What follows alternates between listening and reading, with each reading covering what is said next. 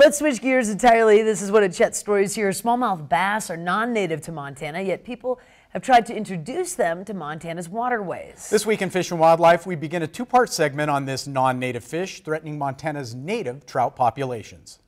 This week in Fish and Wildlife, sponsored by your local Montana Toyota dealers.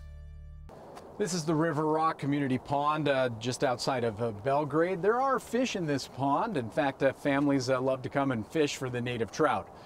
Problem is, someone has put another kind of fish in this that's jeopardizing the trout population here. In fact, it could be detrimental to trout populations around southwest Montana. That is This Week in Fish and Wildlife. Special guest joining us this morning to my left, Travis Horton from Montana Department of Fish, Wildlife and Parks, Pat Byorth from Trout Unlimited, along with Kris Kumlien as well. We're talking about a big deal here, aren't we, gentlemen? Travis, let's just jump into what it is we're talking about here with fish that are where they're not supposed to be. I guess I've tried to narrow that down as much as I can. Let's talk about what we're talking about. That's a good descriptor. Yeah. You know, it's not uncommon for us to find situations like this, and we've been aware of some smallmouth bass in a pond out near Belgrade for a little while, and it concerns us greatly because there's a huge risk there for those fish to end up being moved and then affect wild trout populations in rivers. And you know, partly why it's taken us a little while to respond is we developed some environmental DNA techniques to go test other ponds to make sure they hadn't been moved already.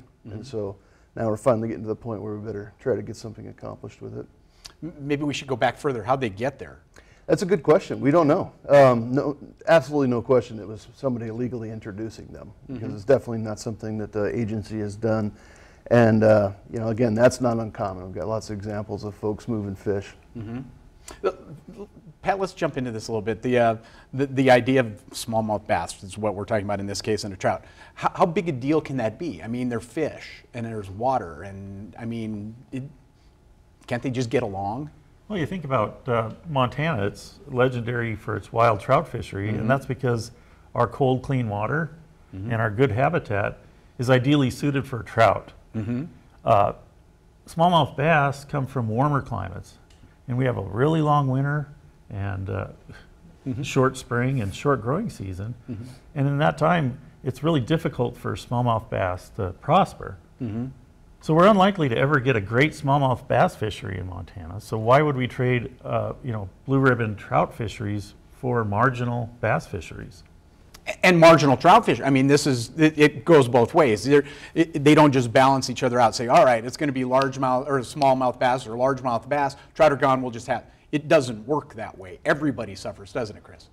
Yeah, I mean, the biologic diversity, that doesn't work when it's two competing species that are from different geographic areas for their home base. So, you know, we're not smallmouth unlimited, it's trout unlimited, and some people might say, well, you guys are just picking on smallmouths because that's not your fish. We say, really, the economic impact that could have on our local area, the number of businesses that rely upon travelers that are coming through to our area specifically for trout fishing, absolutely zero of those people come here for smallmouth fishing. You know, the number of angling businesses that we have based in just Bozeman alone, and I'm sure you could call the governor's office and ask about the economic impact that trout fishing has on the state of Montana for tourism. Let's talk about this, Travis. We're talking about a pond in the middle of Belgrade.